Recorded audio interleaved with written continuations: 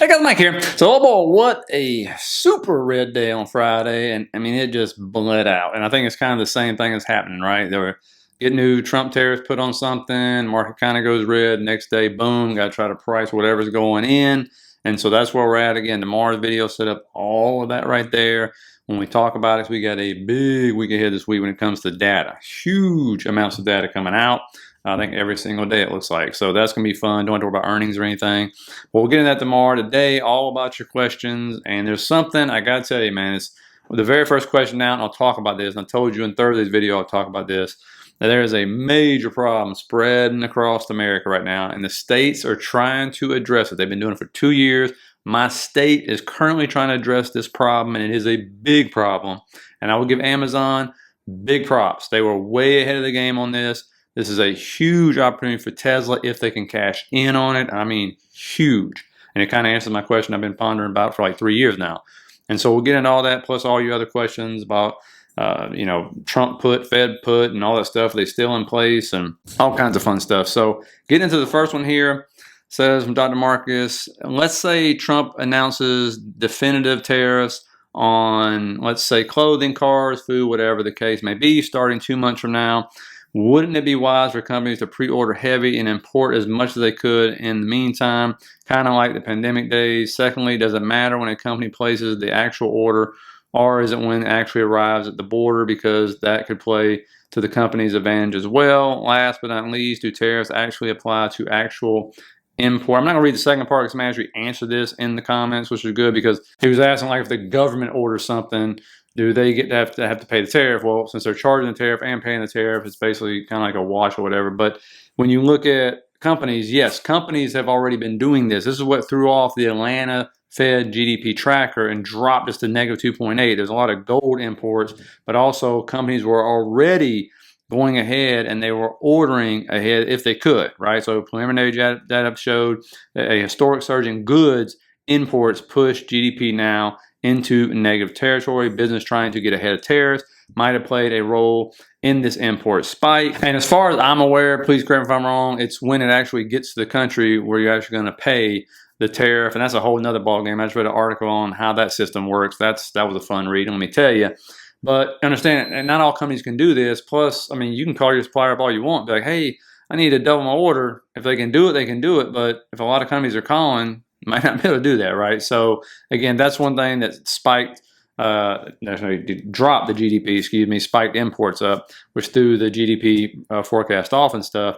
But here's the thing, man, there is a huge problem. And I just don't know, I hadn't heard anything about this. I hadn't heard any major, news outlets or anything talking about this. But here in Florida, they're trying to push through a bill now, multiple bills, because one thing they found out in Florida is we started cracking down on illegal immigrants about 2 years ago.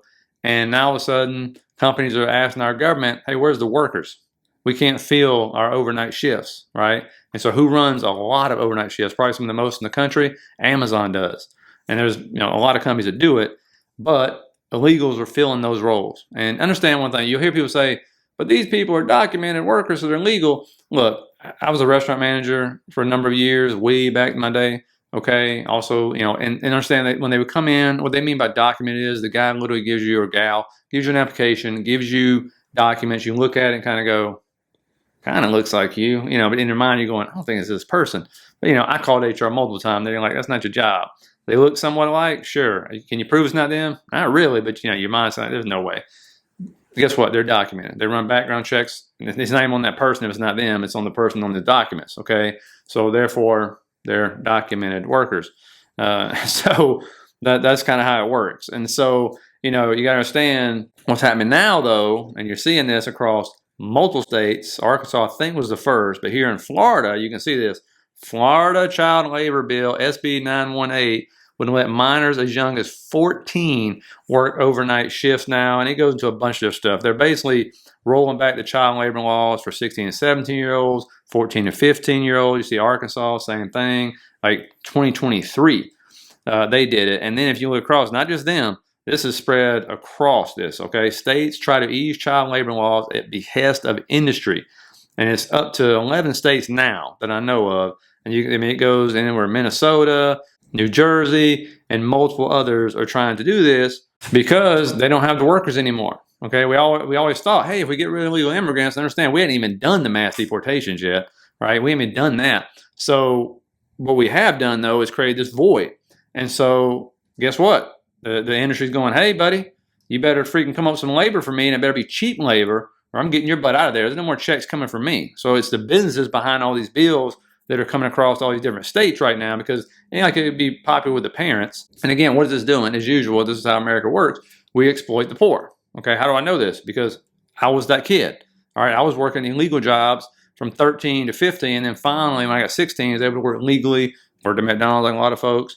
Worked at a grocery store, but I was working 50 hours a week and working 6 days a week, and then going to high school. I was going to drop out, but then my Marine Corps recruiter told me if I did it, I wasn't going to be allowed in. So I stayed. What did all my friends do? I mean, literally 90% of them, they dropped out. Some of them got the GED, but some of them didn't, because I mean, you're working a full-time job as a teenager and trying to go to school too. I mean, that's crazy. And so, that doesn't happen. And then you got to think to yourself, like, how in the world, like, how desperate does a family have to be to get in a car, drive their 14-year-old to a graveyard shift job during the weekdays of all times, if they're still in school, of course.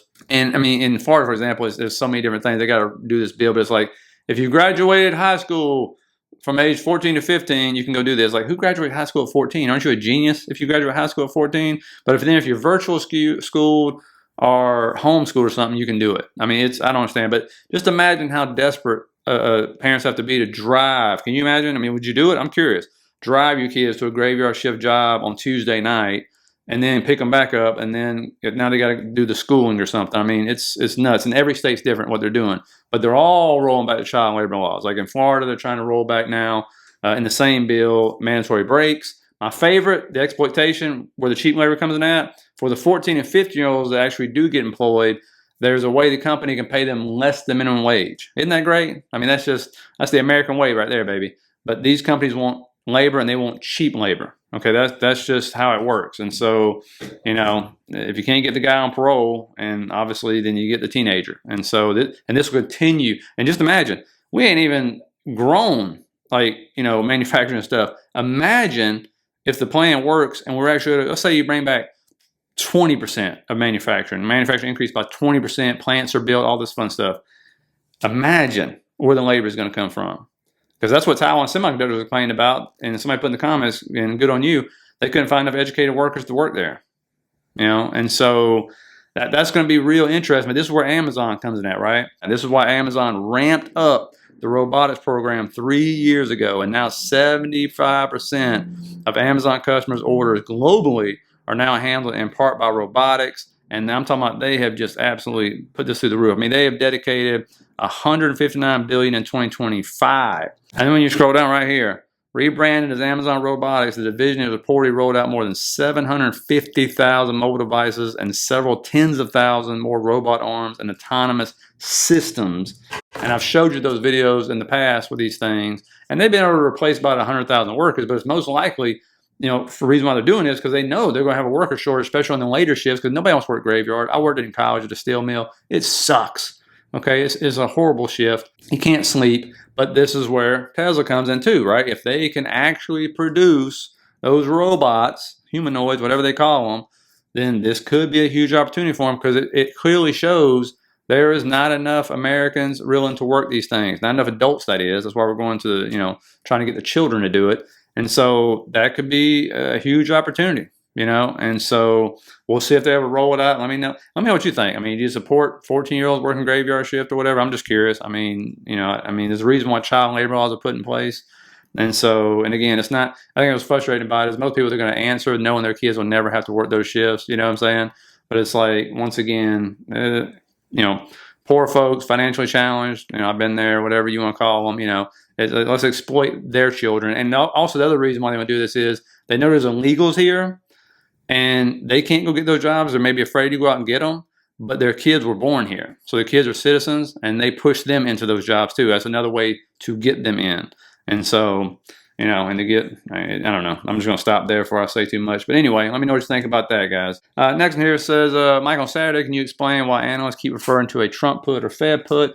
What are they referring to? Very good questions. We are hearing this a whole lot now. And all it is Donald Trump coming in to save the market. Okay, so he used to use policy to do this. During his first term, he always talked about the stock market, right?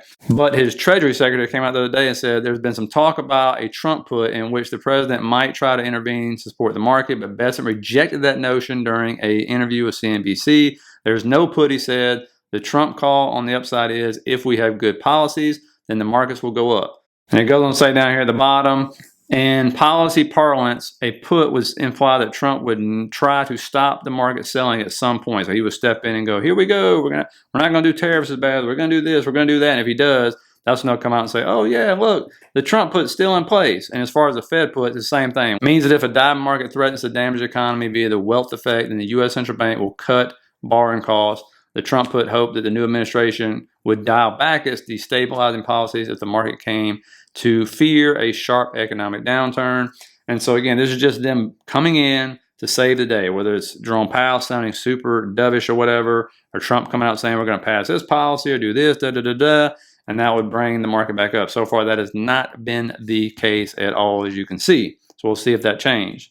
Now, next one here says, so with BlackRock buying 43 ports and 2 of them are main ports in the Panama Canal, how much leverage does this give the U.S. and Trump with negotiating with other countries on tariff war? Could they possibly say to China, we will not accept your ships to be unloaded? That could be the case. What's funny, though, is it just came out Friday that the companies selling those ports to BlackRock have now postponed it. And why do they postpone it? Because this is a company out of Hong Kong, and they are being pressured, as you can imagine, by the Chinese government. So the Chinese market regulator said it will carry out an antitrust review on the Panama port deal in accordance with the law to protect fair competition and safeguard public interest. And so this has not happened yet. So if it does, of course, it could give leverage. And of course, BlackRock's doing this because they've already talked to President Trump and the government. Remember, BlackRock, for those who never watched my video on this, is the company everybody calls when a crisis hits for advice of what to do. They started in 2008, did it in 2020. Again, they have this AI model which everybody uses. And so, of course, they talked to them and said, yeah, we'll try to get this deal done and buy it. And, of course, they'll use it to their advantage, But it hadn't happened. I was surprised China was letting it go through, and I saw this was a Hong Kong-based company that was going to be making this sale. And so I'm assuming the CEO of that company got a call and said, you might want to call Jack Ma. Just saying. I don't know if they all remember what happened to Jack Ma when they disappeared him. And so going against them, and Jack Ma has been about as silent as can be since he resurfaced like a year ago or something. I mean, so I don't know if that was the phone call made, but it seems that way. So we'll see if it even goes through at this point in time because they were really upset about that. All right, so next one here says, Mike, could you go over the settings on TradingView for the anchored VWAP? I literally just use the settings that are in TradingView, but if you want to look at them or change them, all you got to do is click on the line itself, which is the anchored VWAP. And there's actually multiple things you can do in here. It actually has upper bands and lower bands and all that stuff. I'll let you see what they look like. I've never used them, of course, but you feel free and you'll see how different it actually looks on a daily. You see all those bands? That's too complicated for me. I like to use just the one. And so, you can go in and look at it, play around with it, but I just use the settings TradingView gives me. If you happen to use any other settings, please let me know down in the comments. I'm always willing to try them out and try something new. So appreciate that. Hope it answers your question. Next one here, Robert says, with current unemployment fairly low and the Biden loan forgiveness helping out 5 million people, how can so many people be delinquent? Well, it's not the loan forgiveness program. Remember, in August 9, 2020, President Trump came out, and that's when they said, hey, look, don't pay rents, don't pay mortgages. We'll go ahead and defer student loans, everything, right? Try to get the economy or keep it up. And in this article, you can see it says the memorandum allows borrowers with federally held student loans to have the option of deferring payments with no penalty. And then Trump went on to say, this will be extended through the end of 2020 and most likely beyond the end of the year. And then we scroll down, you can see this is where he was talking about mortgage payments and all that fun stuff and rents and everything because, again, we shut down the world. So that was the problem. But then Biden came in, all of a sudden he says, we're just going to extend it. And it extended for over 2.5 years, even after we were opened up and everybody's going to work and traveling and boom, boom, boom, and the market's going crazy. The deferment stayed in place. But again, what happened? 2 different kind of economies developed, right? What do we know about manufacturing? Been in a recession for 2.5 years. What do we know about the haves and have-nots, right? Haves are people with appreciating assets. Have-nots are not. And when you've got appreciating assets and your rents go through the roof and you don't enjoy this run up, boy, you get hurt, right? And so these people's credits and money, they're making just ain't keeping up and all this stuff. All of a sudden, here you go. you got to make this payment now. And I guarantee a lot of them didn't even know it kicked back in, by the way. But again, all of a sudden you're looking at, wherever it's 300, 800, 1,000, whatever your payment is, they go, I ain't got the money. And then they fell behind. And once you fall behind by 30 days, it turns to 60. And once you get to 90, you're in dark trouble, but deep trouble, right? And so it's hard to get out of that one. And so here we are. And so, that's what that was. Next one says, do you still think we cannot balance the budget without serious recession, even though Elon and Howard and Lutnick are extremely confident we can? Well, I'll tell you this, Brady G, me and you could balance the budget. First of all, I hope they sound confident, because can you imagine them sitting up there seeming depressed and not confident? I mean, that wouldn't be a good message, right? But me and you could balance the budget. It's just going to take some pain for sure, right? Now, again, what is this administration trying to do? They're trying to raise revenues by not bringing in more taxes. On us and companies, because they're trying to bring in taxes on the tariffs, right? Which will go towards paying down the deficit to get to zero. Remember, we hadn't had a balanced budget since 1999, which means there's no deficit. Right now, we have a $2 trillion deficit. They're trying to bring down the rates, which would bring down the interest debt we're paying, which is like close to $1 trillion a year now, right? And so that's how they're trying to thread the needle on this. We'll see if that works. But again, I've always said, if you're not cutting military spending, then this is a waste, because we spend more now than we did when we were in 2 active wars. We just signed some stupid contract for an F-47. I don't know if anybody remembers the F-35 debacle. Even Elon said, dude, we got sophisticated drones. Why we build another fighter jet? It's going to take years to get. And the contract's going to balloon like crazy, just like the F-35 contract did. It always happens like this. But again, yeah, anybody could balance it, honestly. But how much pain is it going to create? That's what we got to find out, because we hadn't tried it in 25 years. So we'll see how the economy and the market's going to hold up. It's all an experiment now. Anyway, hope you got some out of it, guys. Please hit that like and subscribe button if you did. Thank you for signing for the membership. Less than McDonald's combo. As you can see, that's everything you get with it. And I'll see you guys tomorrow to set up another fun week.